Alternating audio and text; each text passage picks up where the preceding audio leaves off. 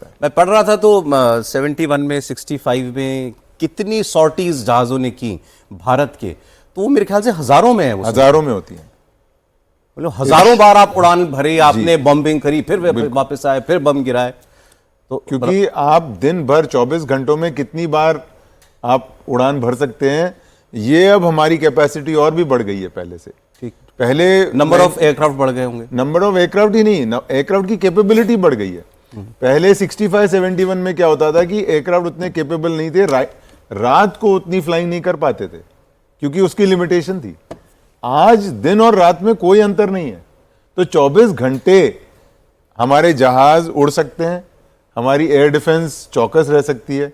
तो वो जो आप 12 की जगह 24 घंटे जो आप ऑपरेशन कर सकते हैं, तो वो आपके एनिमी को रेस्ट करने का टाइम भी नहीं देंगे, मतलब ये सोचने का भी टाइम नहीं देंगे कि भाई अब क्या होने वाला है। जल साहब मैं 1 मिनट में आ गया। पाकिस्तान सर अपनी एयरफोर्स पर बड़ा नाज करता था, मतलब दुनिया भर में गाता था कि हमारी one of the best air force है, तो मतलब ये केवल लिफाफा था, खाली कुछ नहीं था इसमें हमारी? नहीं, इसमें मैं ये नहीं कहूंगा कि उनकी एयरफोर्स बिल्कुल लिफाफा है, लेकिन भारतीय वायुसेना ने जो किया है उसने उसको लिफाफा बना दिया।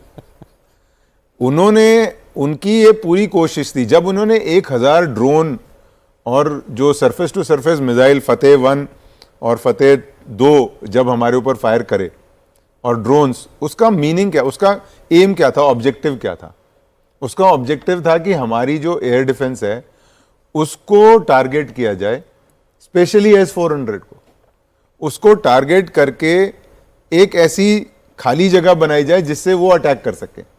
लेकिन क्योंकि वो इसमें बिल्कुल भी सफल नहीं हो पाए, विफल रहे एकदम, इसलिए वो उड़ नहीं पाए, क्योंकि उन्हें ये समझ में आ गया था कि अगर उन्हें 1000 ड्रोन और इतनी मिसाइलें भेज के भी हमारी एयर डिफेंस को कोई चोट नहीं पहुंचा पाए, हमारे बेसिस को कोई चोट नहीं पहुंचा पाए, तो हमारी कैपेबिलिटी को तो कुछ भी नहीं चोट पहुंची। मतलब वो इस डर से वो उड़े ही नहीं, बिल्कुल।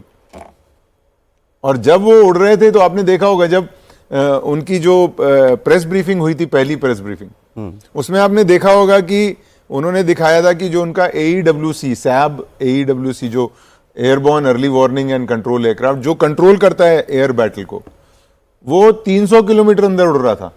अगर आप बालाकोट याद करें तो वो बहुत पास था। ये S-400 का कमाल है, ये इनका ये 300 किलोमीटर अंदर जाकर वो एवैक्स मार दिया आपने। एक वो तो कह रहे हैं मार दिया है वो जमीन पे सर। हाँ। लेकिन मैं ये कह रहा हूं कि उन्होंने, उनका डिफेंसिव हो गए, वो पीछे इतना पीछे ले गए, इतना पीछे ले गए, ऑलराइट। तो इसलिए वो पास नहीं आ पा रहे थे, क्योंकि हमारी एयर डिफेंस इतनी चौकस थी।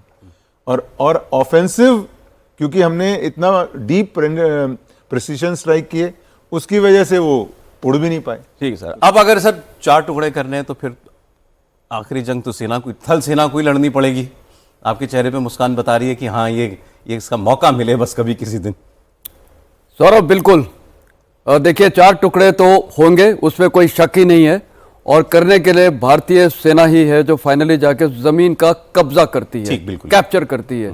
देखिए नेवी है और एयरफोर्स है, वो सपोर्ट रोल में और स्ट्राइक रोल में बहुत इनकी अहमियत है, लेकिन जो एक लड़ाई होती है, जो होल ऑफ नेशन अप्रोच है, वो अभी हमने इसमें भी, इस लड़ाई में भी देखा है। और इस टाइम लॉन्ग रेंज वेक्टर्स और जो एयरफोर्स द्वारा अमल किया गया है वो तो पूरे देश ने देख लिया है। लेकिन ऑन ग्राउंड अगर हमने पाकिस्तान को 4 टुकड़े करने हैं तो भारतीय सेना का तो रोल फिर सबसे उचित हो जाता है। जिस प्रकार भारतीय सेना ने ढाका में जाके 93,000 प्रिजनर्स को पकड़ा था, सरेंडर कराया था, और वो आपको पता है बांग्लादेश में या उस समय ईस्ट पाकिस्तान में हर डायरेक्शन से अटैक किया था। और एयरफोर्स का भी बड़ा महत्व रोल था, क्योंकि 50 इंडिपेंडेंट पैरा ब्रिगेड को एयर ड्रॉप करने की एयरफोर्स की ज़रूरत थी। तो एक ये बहुत अच्छा कोऑर्डिनेटेड ऑपरेशन था। लेकिन ऑन ग्राउंड जितना भी ये भारतीय सेना है वो बिल्कुल आमने सामने की लड़ाई होती है उसमें, और फिर हमने जो किया वो पूरे देश ने देखा, एक पाकिस्तान, ईस्ट पाकिस्तान को बांग्लादेश बना दिया। और इस पर सेना का तो अभी कोई रोल आया ही नहीं था मेरे ख्याल में, कुछ एयर डिफेंस सेना का रोल इसीलिए नहीं आया है क्योंकि देखिए, जैसे आपने देखा प्रधानमंत्री जी ने भी बोला है और डिफेंस मिनिस्टर ने भी बहुत साफ लफ्ज, ये ट्रेलर ही था। अभी तो जैसे उन्होंने बोला ना, अभी तो हमारी बाजू अस्तीन रोल ही नहीं हुई थी। कहने का मतलब है सेना जब प्रहार करेगी, आपने पिक्चर भी एक देखी थी नाना पाटेकर की, प्रहार, उस समय मैं कमांडो विंग में इंस्ट्रक्टर था तो मेरे को याद है वो प्रहार। तो प्रहार जब सेना करती है तो पूरे देश का मोराल एक अलग ही हो जाता है, क्योंकि तब सब कुछ दिखता है ऑन ग्राउंड। क्योंकि अभी जितना भी है वो दिख रहा है ग्राउंड पे, लेकिन जब एकदम कांटेक्ट होता है, फ्रंटल कांटेक्ट दुश्मन के साथ, पीछे से मारो, दाएं से मारो, ऊपर से मारो, और हमारे पास पैरा स्पेशल फोर्सेस भी होते हैं जो ऊपर से एयर ड्रॉप होकर दुश्मन के पीछे से अटैक करते हैं। मतलब जो फौज है दुश्मन को हर जगह से घेरती है, और ऑन ग्राउंड वही है जो फाइनली ग्राउंड का कब्जा करती है या देश को तोड़ती है। तो सेना ने यह किया है, और जो आज डिफेंस मिनिस्टर ने बोला है, कोई शक नहीं है कि जिस दिन हमारे देश ने ठान लिया, हमारी पॉलिटिकल लीडरशिप ने ठान दिया, और यह किसके ऊपर निर्भर है? निर्भर तो आसिम मुनीर के ऊपर है। वो अब भविष्य में कोई टेररिस्ट अटैक कराएगा तो इसका परिणाम यही होगा कि भारतीय सेना का एयरफोर्स और नेवी के साथ हमला होगा, और उसके 4 टुकड़े होंगे। और बहुत तरीके हैं, हम फ्रंटल अटैक कर सकते हैं, रियर से भी कर सकते हैं, अफगानिस्तान है, बलूचिस्तान है, बड़े तरीके हैं। तो कहने का मतलब है सौरभ, जो आज स्टेटमेंट दिया है उसमें दम है, और ये एक देशवासियों के लिए और पाकिस्तान के लिए एक बहुत स्ट्रांग मैसेज है कि अब इंडिया मींस बिजनेस, और इंडियन डिफेंस फोर्सेस को अब इस्तेमाल किया जाएगा। और आज की तारीख में जो भी स्थिति है, आपने सुन लिया, अभी न्यू नॉर्मल हो गया है। न्यू नॉर्मल मींस 24/7 सेनाएं तीनों तैयार रहेंगी, नंबर 1। दूसरा, पाकिस्तान मिलिट्री अब लेजिटिमेट टारगेट बनता है। अभी तो हमने टेररिस्ट इंफ्रास्ट्रक्चर को और इनके बेसिस को ही डिस्ट्रॉय किया है। इसके बाद नो होल्ड्स नो बार, चाहे वो कराची एयरपोर्ट को, नेवी को डिस्ट्रॉय करना, या एयरफोर्स को और आर्मी को। आर्मी के पास भी आज सब कुछ है, हमारे पास अटैक हेप्टर्स हैं, हम भी इसमें सेल्फ रिलायंट है, इनके टैंक्स को बर्बाद कर सकते हैं। और देखिए इनकी जो रिजर्व फॉर्मेशंस हैं, जब भारतीय सेना लड़ाई करती है तो फाइनली जो इनकी रिजर्व फॉर्मेशंस होती हैं उनको घेरा बंद करके, हमारा तो मिशन होता है to destroy their army reserves. जब वो डिस्ट्रॉय हो गई तो कौन लड़ेगा? आम जनता तो लड़ेगी नहीं। तो हमारा मिशन लड़ाई में बहुत क्लियर होता है, इनकी स्ट्रेटेजिक रिजर्व्स हैं।